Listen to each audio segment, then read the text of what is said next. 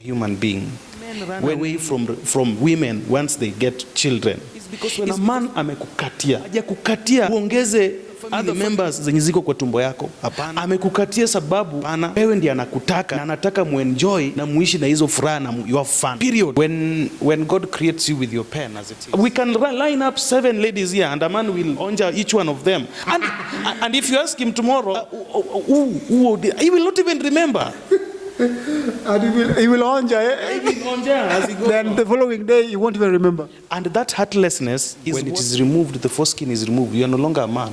Ladies need to know that when a man amekukujia anataka relationship na wewe, anataka dating na wewe, anataka count days during when as you are having sex. Ataki kukuoa. Do not be pregnant to somebody who is not your husband. You will regret, you will hate men, and you will calling men narcissists. I am against circumcision because it deforms. Are you good people? I go by the name Dr. Kasipulu, ukipenda niite Sheikh Zandani, ukipenda niite incoming governor 2027, ukipenda niite Chawa Rais ama mzee wa Mtwelingi, na tuko ndani ya O Media.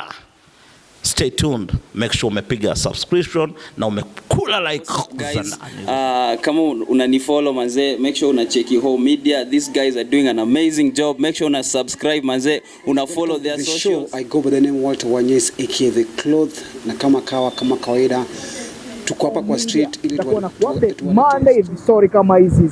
So stay tuned, make sure una subscribe, una comment, una share na majamaa. Inakuwa ni kitu moja amazing. Boom, mpaka ndani. Guys, of course, welcome to the show. I go by the name Walter Wanyes aka The Cloth, na kama kawaida tuko ndani ya O Media. Na as you can see hapa hivi, we have amazing guest over here.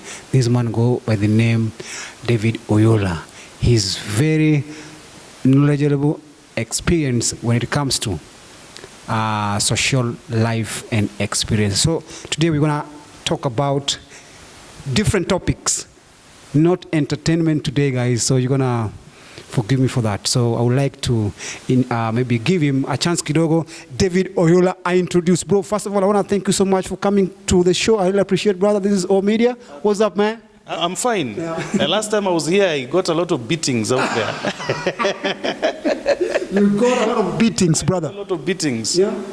I've been campaigning against circumcision because it is a foreskin is a human right issue. Yes. All animals with penises have got foreskins.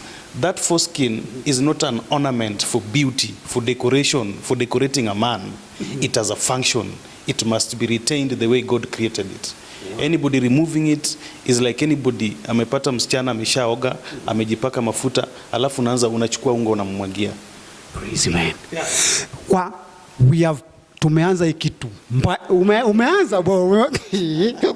So David, maybe for the first time ever, brother, I know you have been here, but maybe for the new audience, the new followers that we have, maybe jitambulishe kidogo. David Oyola ni nani? Anafanya nini? And why are you being beaten, brother? Because you have received so many beatings, man. Yes. So maybe wambie what do you do? Who is David Oyola?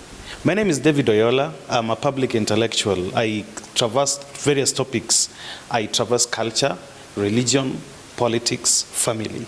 Those are the areas that I talk about. Mm-hmm. Professionally, I'm a political scientist. I do political consultancy. Mm-hmm. You want to win an election, I'm the right guy to be. I have that experience there. When we do consultancy for politics, if you're an aspirant and somebody is an opponent, I will buy even your own wife. Wait, man. You're kidding, brother. You will buy, like, for example, you'll buy my own wife, brother? By all means necessary. Yes. You will buy my wife? Even your children. Even my children? Everyone. You must be discouraged until your heart dies. You can't buy anymore. That's how it is. I mean, you see, politics is bloodless war. Yes. It is a war without blood. Yeah.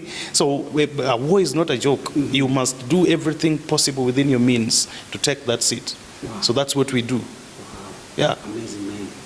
David, brother, there is, when we started the show, the conversation, you said that you have been receiving some beatings about some of the statements that you made some days back. About, there is a video that I watched that you did in a certain interview. You talked about circumcision. But what do you think? So do you, are you against circumcision or do you support about it? What is your take on that? I am against circumcision because it deforms a human being. When God creates you with your pen as it is, when it is removed, the foreskin is removed, you are no longer a man. In fact, to me, you are not a man. You are a different thing. I don't even know you. Because God created you with particular things. You see, when you get, the reason why sometimes when you get somebody with one leg, you call him a cripple. Because now he's half a man. Sure. Now, how do you call somebody without a foreskin? That's crazy, man. You are not a man. What I mean, you are some joker in the street. I mean, what are you? You are what? Men really, you see, these men who have removed their foreskin, they need to redefine themselves and find out exactly who are they. Because they are not men. I mean, somebody without one eye, you will call him English wanaita sijui mtu bila macho, at least ni kilema. Kipofu, mwenye ana macho ni kipofu, mwenye ongei kiziwi, mwenye asikii kiziwi, mwenye ana mguu kilema, na mwenye ana foreskin, that's a disability also. Mwenye aongei ni bubu. Mwenye aongei ni bubu. Mwenye ana foreskin, disabled, is a disabled person. They need to register with the nini. It's called Kenya Disability something. Those are disabled people. Those are not people. They're not full human beings. I mean, there's a part of you that is not there. I mean, who are you? So, like now, maybe Dave. So, you want to say that you have not been circumcised? I told you last time. I can't get into that stupid game. Neither will my children be in that kind of game. It doesn't make sense. I mean, what does it make sense? 30%. The only people who do circumcision in the world, there are just 30%. The 70%, we are the majority. Europe don't, Wazungus don't go for circumcision. Americans don't go for circumcision except a few races in there. Rather a few individuals. Yes. Asians don't go to for circumcision, including Chinese and Indians. And so, somebody in the village here thinks he knows so much that now he want to feel like now when he's cut, now he's a man. He's a disabled human being. They should look, he needs to get counseling. And they need to sue these people who took their foreskins without their consent. Because a foreskin that's part of you. There's no need somebody want to remove it without your consent, without your authority, express authority. And that is something that is going to be part of you for the rest of your life. And therefore, on my position is very simple. If we are to criminalize mutilation, female gender mutilation, we must also criminalize male gender mutilation of removal of foreskin. And you see, one thing that our people must also understand is that these NGOs, why are they so interested about African penises and where they come from, where the money comes from, they don't do it. There is something called melanin harvesting. It is used to make very expensive chemicals. In fact, those chemicals, a small gram goes to almost 200,000, especially from Russia and Europe. And you see sometimes when they come here, wanaweka watu kwa hizo siji voluntary male circumcision, then they take those tunyamanyama wametoatoa wameacha Afrika kama ni vilema. Yeah, a man is vilema between his legs. And they go and take those melanin to Europe and they make chemicals, cosmetics with those things. Okay? Because wewe ushaona mahali wanapelekanga hizo vitu? I've never seen, and I don't even want to know where they do. Mtu anataka kukukata akulipe pesa because that is going to deform you. You will not be a full human being, number one. Number two, you will have a permanent mark in your body like a cripple, like a disabled person for the rest of your life until you die. In fact, by the time you go to God in heaven, He will not identify you because you're not what He created.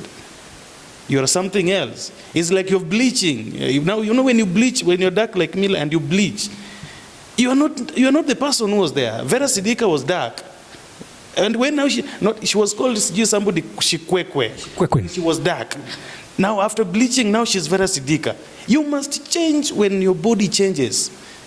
You must change when your body, you will not be the person that was there before.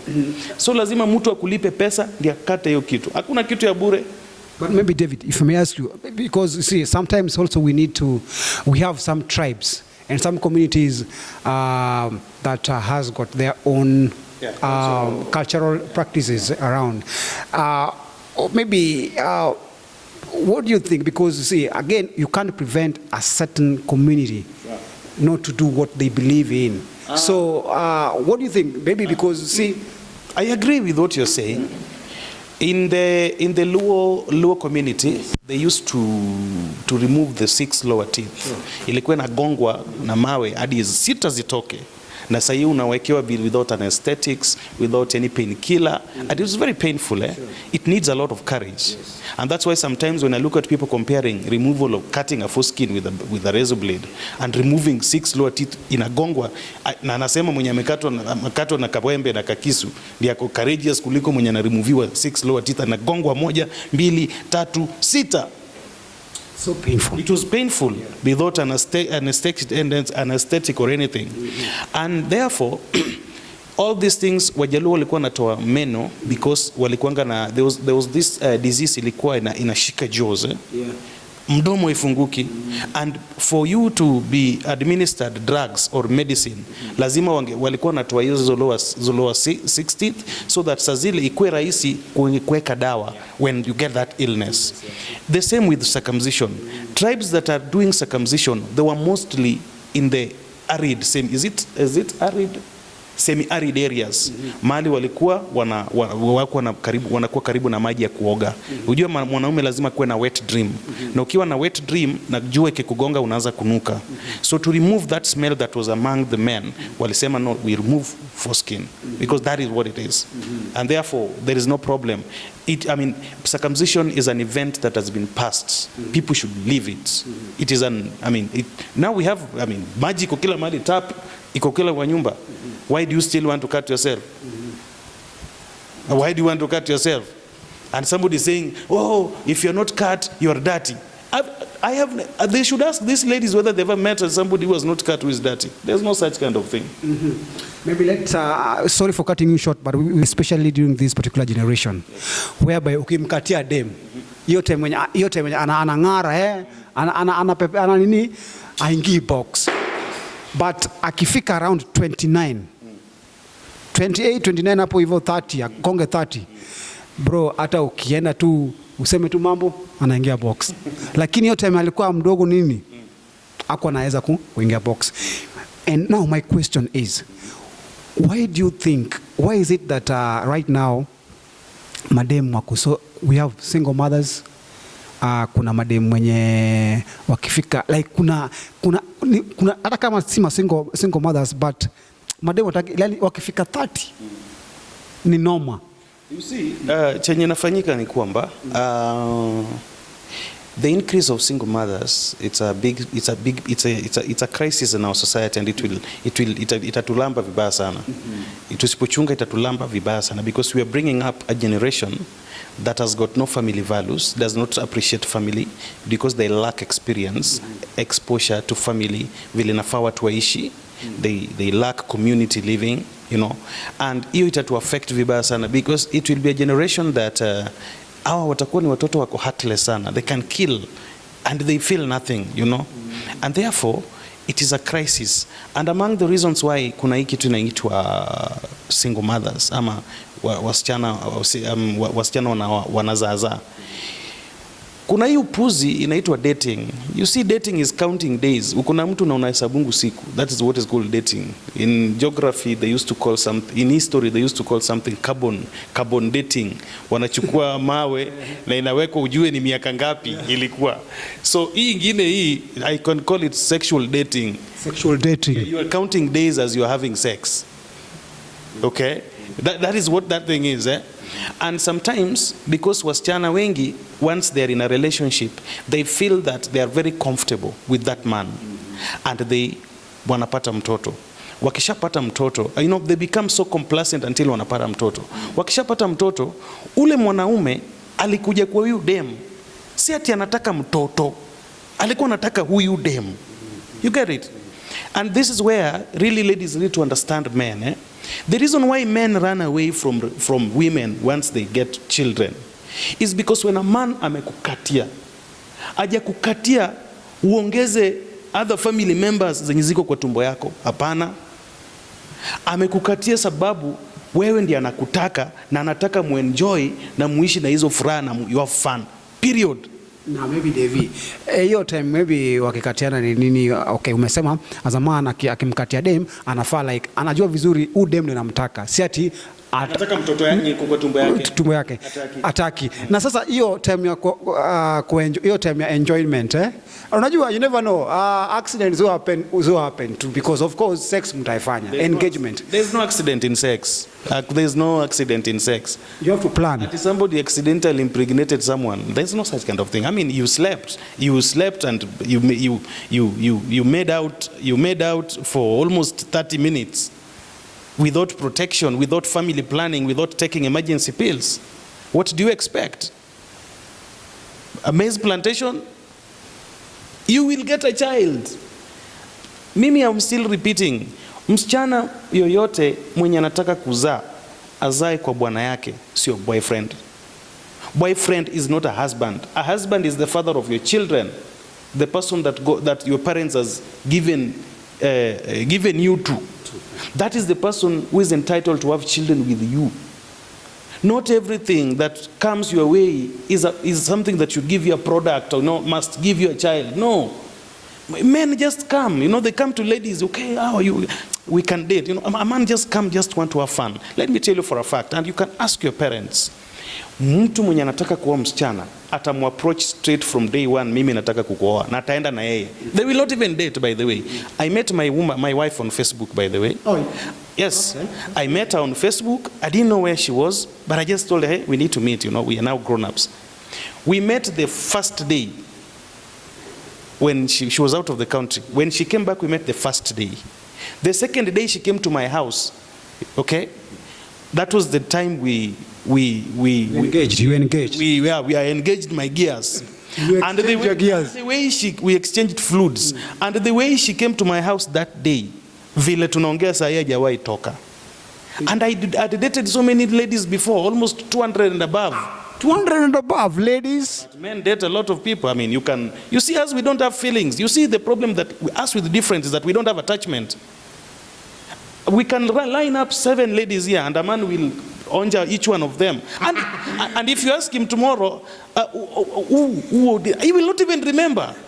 And he will onja. As he goes. Then the following day he won't even remember. And that heartlessness is what ladies need to know, that when a man amekukujia anataka relationship na wewe, anataka dating na wewe, anataka mcount days as you are having sex, ataki kukuoa. Do not be pregnant to somebody who is not your husband. You will regret, you will hate men, and you will begin calling men narcissists.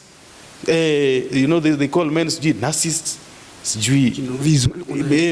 chauvinist.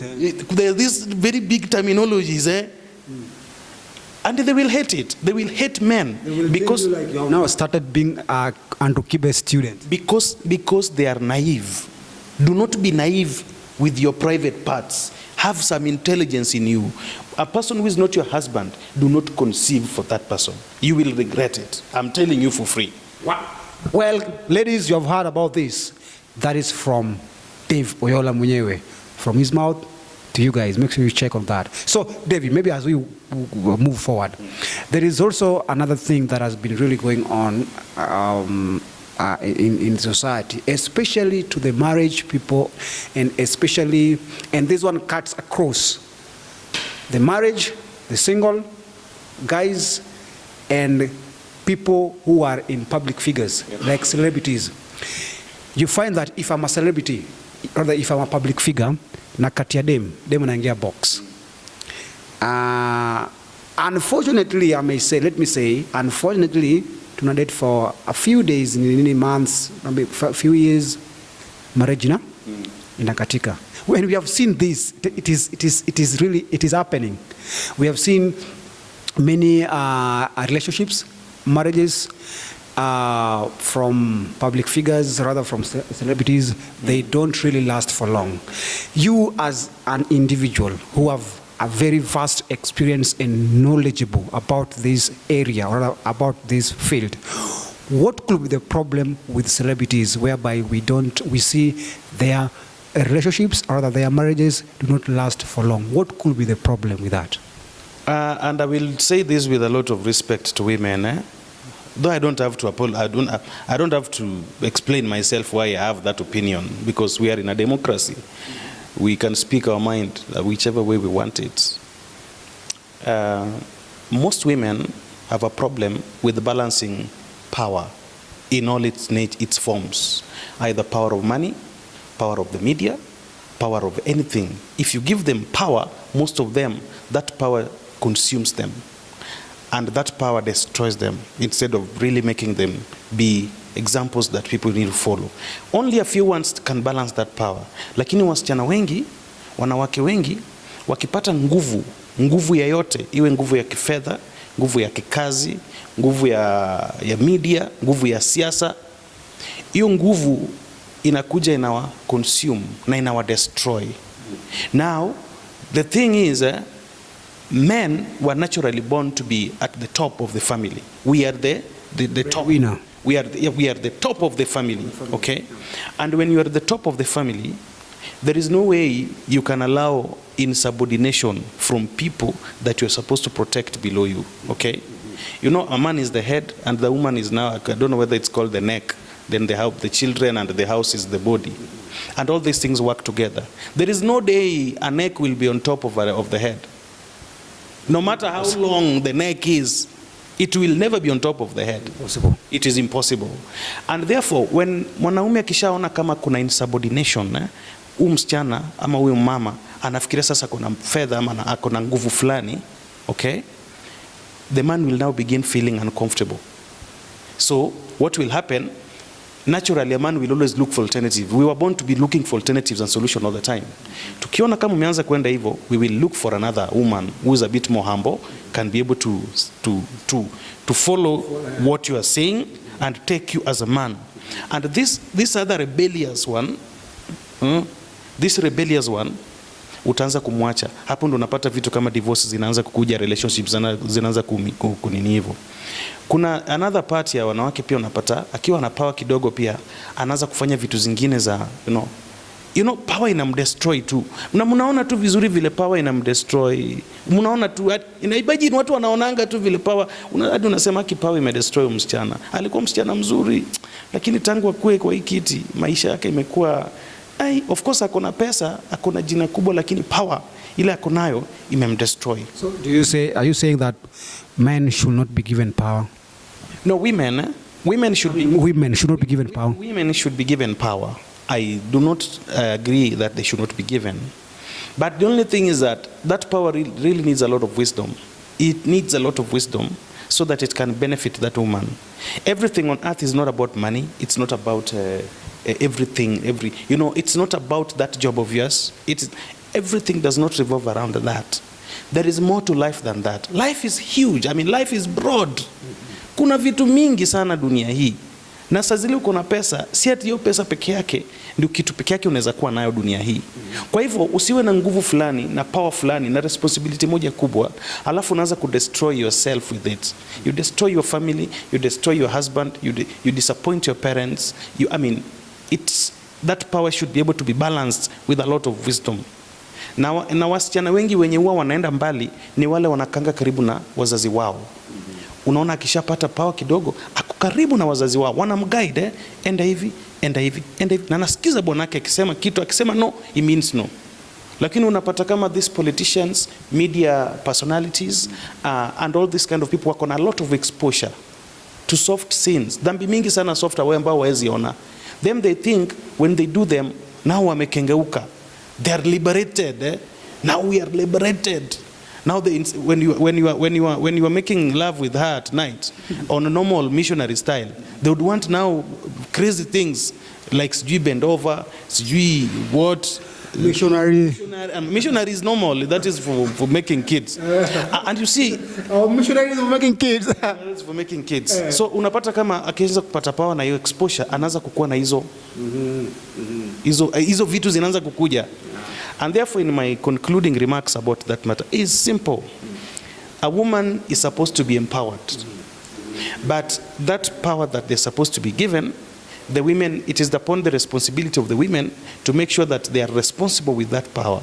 Because that power has destroyed even men very many years ago.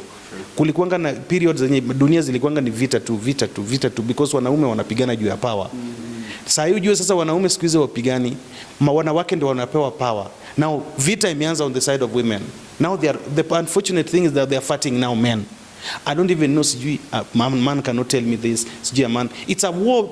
There are people who have created that war between men and women, not for the benefit of the woman, because this woman lives with somebody in the house. Wao wanatengeneza juu ya fedha ama pesa. They need funding. So the war must always be between men and women.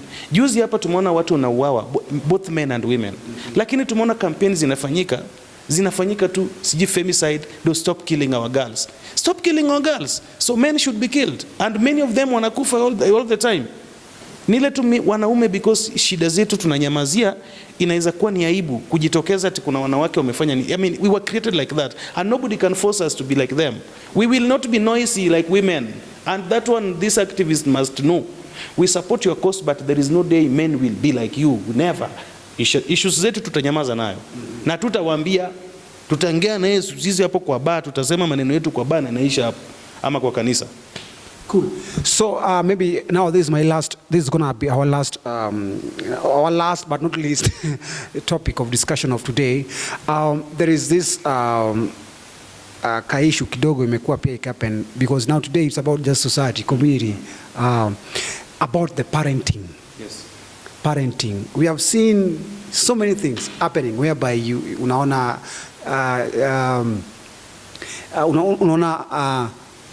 kama if maybe is a male, unaona sometimes ana spend sana na maybe mama, unapata dem ana spend sana na baba, and we have seen some obvious reasons, obvious results to this. Maybe according to you as David, what do you think about when it comes to parenting in the 21st century?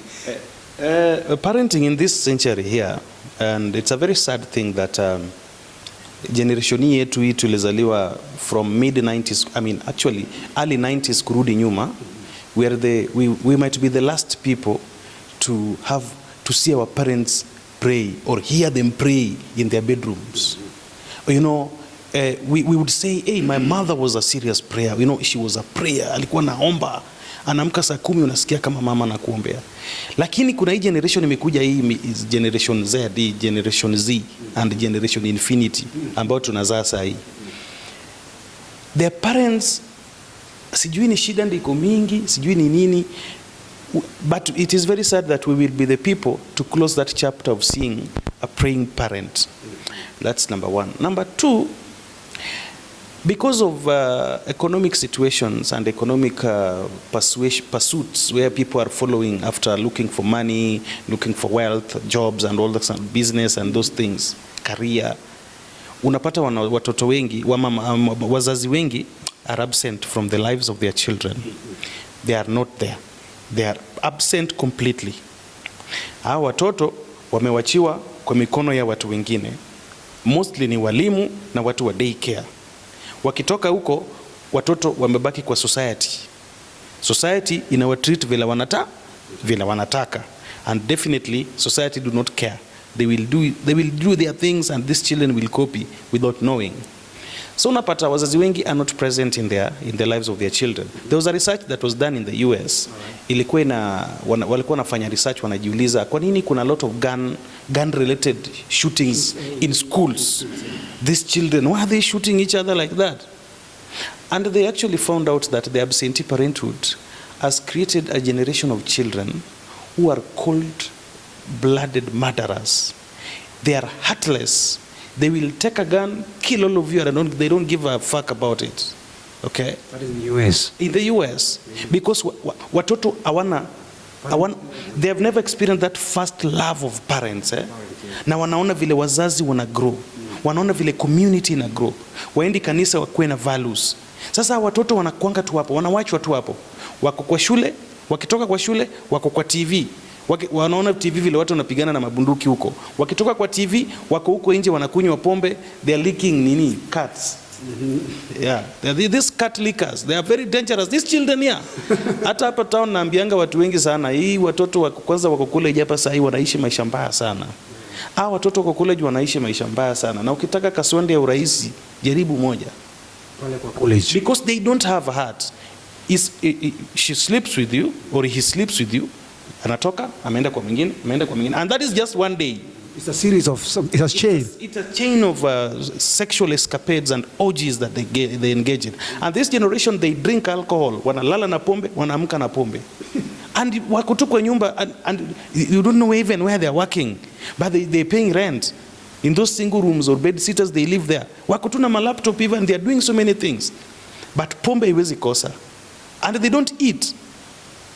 They drink alcohol, they don't eat. If you look at men, especially where the boys of this generation Z, they are always thin. If you look at them, that's true. They are always thin. Yeah. With sharp pens that goes to every hole, like that. Sharp pens. Sharp pens. And so there is an importance for parents out there to take parenthood seriously. To take parenthood seriously. Kuwa karibu na mtoto wako. Na hata ukiwa single mother, anataka niongee na watu wenye single mothers. My dear sisters and single mothers, it must be known to you that huyo mtoto sio wa kwenyu. Huyo mtoto ni wa baba yake na ni ya watu ya baba yake. And there is nothing you will do about it. Huyo mtoto akikuwa mkubwa ataenda kwao. Wewe hakuna siku huyo mtoto ataenda kwenyu ati baba yako amgawie shamba. Haiwezekani. Ukiwa single mother, hakikisha umpatia mtoto opportunity ya kuwa karibu na baba yake. And even as fathers who have we wanted fun from our sister, from our girlfriends, but unfortunately a child came. And because we never sanctioned that lady to give us a child, we ran away because there's a new thing ilikuja yenye tu kwa tunataka. So wanaume walikimbia. At least let us also men to create time to kuwe na watoto wetu, wale wenye wako na single mothers. Shida tu inakuanga ni moja. When single mother and a single father and the baby daddy meet somewhere, there are only two things that will happen. Number one, watusiane. Number two, they go back to sexual affairs again. Most definitely. So sometimes when you avoid those women, unapata mtoto pia anakuwa na safa hapa because yeye ndio sasa uwezi muona. Maybe David, maybe before tumalize on that note about the single mothers or the single people who have their kids. Because there's a topic that has been really going around as well, whereby a single let's say mimi kama niko na baby mama, si am the baby daddy, tukimita baby mama lazima tu have sexual intercourse. So it is true. I mean, it happens several times, and that's why I never meet my baby mamas. Because obvious you will know lazima tu mfanye kitu. Kuna tu zile memories mko nazo, unaona zinaanza kuja tu polepole, mwanze ku apologize, you know, yeah, it happened, I'm sorry, okay. Kidogo macho zenyu zinakutana. Kuna stima zinaanza kukimbia kwa mwili. Ama tuseme sasa zile mmekaa huko chini, mguu zenyu zikanyagane, kwisha. Kwisha. So it is true, eh? It is true. It happens. So because ukishawachana na mtu na ameenda huko na kuna mtoto wako na wewe pia uko na mtoto wake, of course kama indeza kuwa rahisi hata rafiki yako ama relative wako apeleke mtoto kwa baba, lakini wewe usijaribu kuingia kwa nyumba ya baby daddy ati umepeleka mtoto. Hata wewe umejua vizuri sana chenye tafanyika. We know these things. Na wale waonani wanakuanga wanatusiana all the time. Lakini kitu lazima tuambie wasichana, huyo mtoto sio wako, huyo ni mtoto ni wa baba yake. Hakuna siku baba ya mama ya mtoto, baba ya mama ya mtoto atasema ati anagawia huyu mtoto shamba. Kwanza siku moja yenye huyu mtoto ataanza kukaa huko kwa baba yenyu anakaa. Ama brothers wako ndio wataanza kuangalia huyu amekuja hapa huyu vile tunaona huyu mtoto huyu atatusumbua na shamba hapa. You get it? Because that is not their blood. All right? And therefore, chukua mtoto, wacha mtoto kuwe closer na baba yake. Yes. Then there is this also thing about, we forgot about it.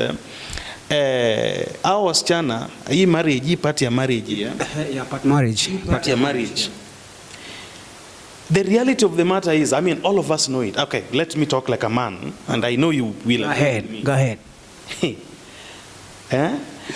Msichana akishafika 30 years plus na hajaolewa, 30 years plus, 30 years plus or towards 30 years plus na hajaolewa, sisi kama wanaume hapo inakuanga ni red flag. Unaanza kukanyaga break pole pole. It is difficult to find a lady above 30 getting a man who want a serious commitment. Majority ya wenye atapata, real? For real? Of course, majority ya wanaume atapata, they will tend to want a very short term tu. Ataki project mrefu sana, na akianza kuona kama umeanza kumpenda sana, mwanaume anaanza kusonga nyuma pale na ametisafia hivyo. You get it? In fact, because you see, and the argument is always very simple, that a lady approaching her 30s, or even not approaching her 30 and moving away from her 30s, she's already getting old. So mwanaume anajiuliza, of what benefit do I get having an older woman in my house while there are younger, hot-blooded, you know, ladies out there? Sure. So a man will leave this one, aenda tafuta wasichana wadogo.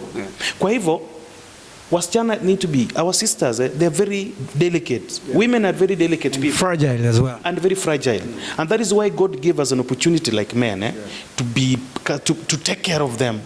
They cannot take care of themselves. We know they can take care of themselves, but they cannot take care of themselves without us. It is upon our responsibility to take care of them. Then on the same group of ladies, you see, sometimes you find a man at around akiwa kama na approach kitu kama akianza kuwa mzee 40s akiendelea, 40 above, ndio anaanza kukujia wasichana wadogo. Na watu wajiuliza, ama naongeza mwanamke mwingine through polygamy, na watu wajiulizangi ni nini exactly inafanyika.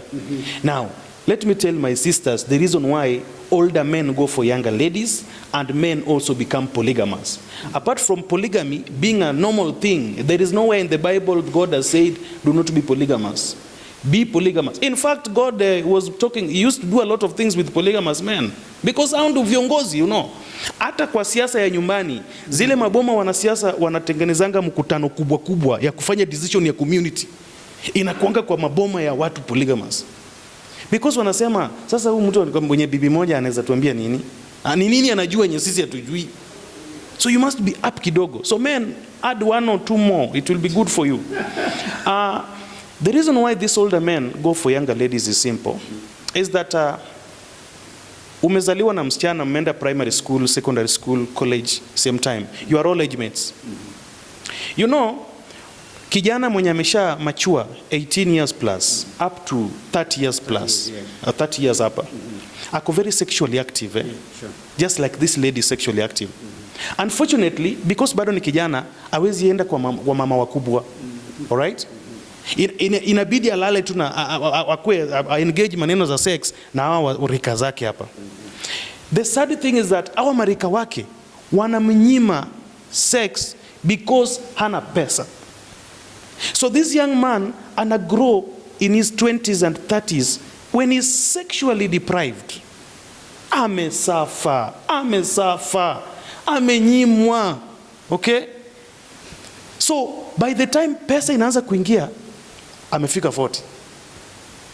Na akishafika 40, sasa ndiye anarudi ku revenge vizuri, Sasa anaenda kwa wasichana wadogo. Ana revenge ile kitu alimiss.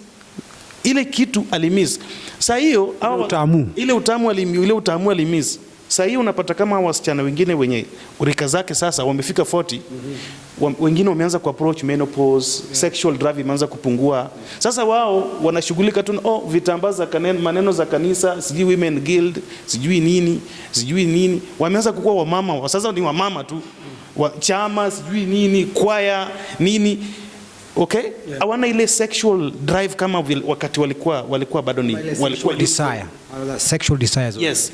But the man ndio sasa ako sexually active pale because kuna stage ilimpita hapa, rika zake walimnyima wakati alikuwa sexually active. Sasa akipata pesa sasa anaweza enda anunue sasa. ama ongeze bibi mwingine tena mdogo. Okay? Na sasa hiyo mama pia mwenye ako nayo mwenye age wake 40 huko ameanza eka. So the man will go and revenge. And therefore sometimes it is unfair to judge men very harshly. Okay? When they reach around 40, 50s, unaona kama bwana wako ameanza kupenda wasichana wadogo. Ni sababu rika zake walimnyima hiyo experience akiwa kijana. Wow. Simple and clear. Amazing. This topic is very, very long. It's gonna be like, it's big. We're gonna talk more about this maybe probably next time, because this is something that people need to hear, especially the young people who are really looking forward maybe to achieve some few stuff on this, especially on the social life as well. So Mr. David Oyola, yes, I really appreciate you, brother, for having today. And let me clarify something. And I'm not advocating for promiscuity. Yeah. Wewe ukiwa ni kijana umeona kitabu ya Biblia imesema, Paulo amesema, ukisikia kama kuna manyege mingi sana. Okay? Kuna manyege. Oa. And by the way, watu waoe mapema, wamalize kuzaa mapema. Whether with money or without money, get married, my brother, get married, my sister.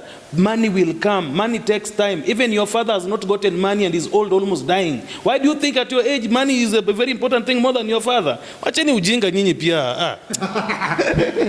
Well, Mr. David, thank you so much, brother. I hope much for watching the show. Of course, I've been your host, Walter Wanyes, aka The Cloth, na tumekuwa ndani ya O-Media as well. Na tumekuwa na David Oyola, a very crazy guy, amazing guy, educated guy. Yes, we have discussed amazing topic on social life, and you guys have heard about what we have just discussed on the show today. So guys, I'll appreciate, make sure you go to YouTube pale uangalie O-Media, because this guy, they are really doing an amazing content. So guys, appreciate. Bye, see you.